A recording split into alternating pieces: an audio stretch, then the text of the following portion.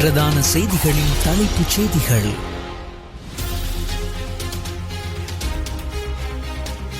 ஏற்றுமதி இறக்குமதி அனுமதி பத்திரங்கள் ஊடாக இலங்கைக்கு 3.7 பில்லியன் ரூபாய் வருமானம். நாட்டு மக்களுக்காக சேவையாற்றக்கூடிய அரசியல் சக்தியாக பொதுஜன பெரமுன மீண்டும் உருவெடுக்கும் என்று ஸ்ரீலங்கா பொதுஜன பெரமுனவின் தேசிய அமைப்பாளரும் பாராளுமன்ற உறுப்பினருமான நாமல் ராஜபக்ஷ தெரிவிப்பு.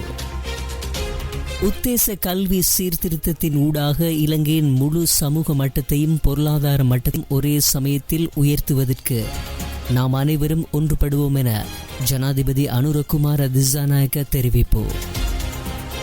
WWE மல்யுத்த உலகில் முக்கிய வீரராக திகழ்ந்த ஹல்க் ஹோகன் தனது 71வது வயதில் மாரடைப்பு காரணமாக அமெரிக்காவில் காலமானார்.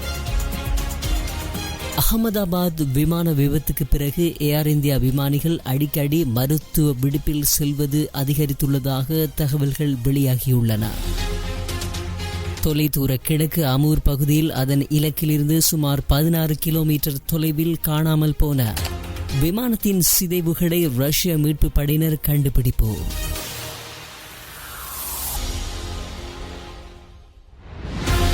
பிரதான செய்திகளின் தலைப்புச் செய்திகள் வழங்கியது.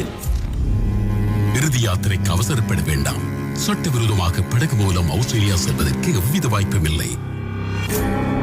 ஸ்டார் எஃப்எம் எட்ட முடியாத எல்லை.